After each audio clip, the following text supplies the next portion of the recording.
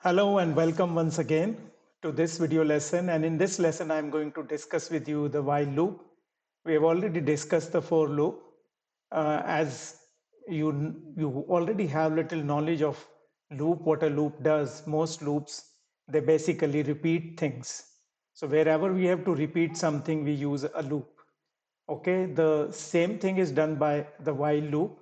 So soon we are going to see the while loop in action and we'll try to understand it, how it actually works, and we'll have a little comparison of while loop with the for loop as well. So let's begin. So here is my little program. And in this program, what I'm doing is I'm going to print this hello, and it is going to be printed, 10 times. Okay, so when I run this, okay, so 1, 2, 3, 4, 5, 6, 7, 8, 9, 10. 10 times it is being printed. Okay, so how does it actually work? So in simple English language, if you follow this, just say that while I is less than or equal to 10, while I is less than or equal to 10, do whatever is in this bracket. Okay, so as long as I remains less than 10, whatever is in these two brackets is going to be repeated. And how we are going to move ahead? By adding 1 to I every time.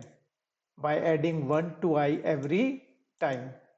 So what is the initial value of I? 1. Okay, so I start my program. So initial value of I is 1. Then I check here. While I is less than or equal to 10, yes it is. What is the value of I? 1. So I get inside the brackets, I print hello, and then I add 1 to I. The value of I becomes 1. It goes up again to check because it has to exit at some point in time. So I is less than or equal to 10. Yes. What is the value of I? 2. It prints hello again. Then we add 1 to I becomes 3. It goes up again to check, to exit. Is I less than or equal to 10? Yes, I is 3. It prints it again. Then add 1 more to I becomes 4. Then again it goes up again. I is less than or equal to 10. Yes, it is. The value of I is 4. Then it prints it again. And it keeps on repeating this process until the value of I becomes 11, because the loop is going to run up to 10. The moment of value of I becomes 11, okay, it goes up, checks, is I less than or equal to 10? No, it is 11. Then it exits. Okay, so that's how this loop is actually working. So if you see this, if I run, it prints it 10 times, right? So to make it little more clear, I'll just print the value of I as well, so that we know what is happening. So I run it now. See that 10 times. Okay, that's how it works. So if I say less than 10, okay, how many times it will work? Well, it will work 9 times. Okay, so these changes I can make, and I can basically make it work the way I want to. It also depends on the initial value of I. If the initial value of I is 5, well, it is going to start from 5. So I run it. It starts from 5, it stops at 10. Okay, so that's how this while loop works. So once again, read it simply like you read it in English. While I is less than or equal to 10, which means as long as I remains less than 10, repeat whatever is inside the bracket here. Okay, this is an exit control loop because the condition is, sorry, this is an entry control loop because the condition is checked at the entry point only. As soon as we enter the loop, the condition is checked. If this condition is not correct, it will not enter the loop is going to stop. So that's how the while loop actually works. Now, here I have a little comparison here. So this is the initial value of I, if you see, and this is the initial value of I here. I could have written it 1 as well, but since I initialize it again here, so I set it up 1 here. So basically both are same. Then the condition comes here. while I is less than or equal to 10. The condition is here while I is less than or equal to 10.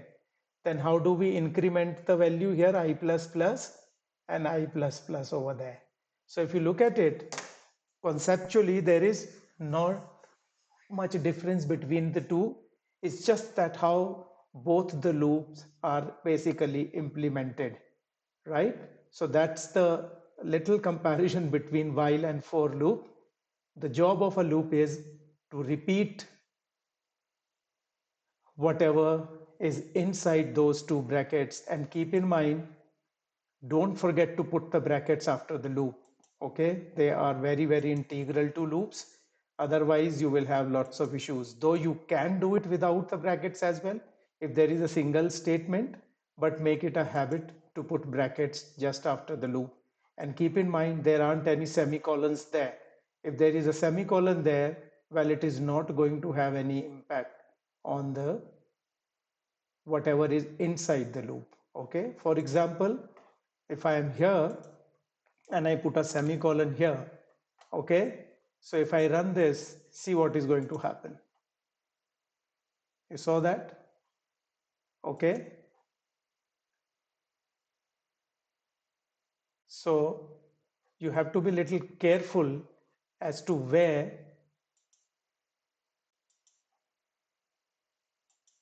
this becomes infinite, and the reason is because it is not reaching here. Okay, it is not reaching here, and that is the reason why you have to be very, very careful where to put a semicolon. So that's why I always tell students to have a bracket here. If I'm going to put a semicolon, I will never be 10 and it will never exit the loop, so it becomes infinite here. You see that? Okay, it's running, it will keep on running, it's not going to stop. Okay, so you have to be very, very careful where we actually put the semicolon, right? This was about while loop. So see you in the next lesson then.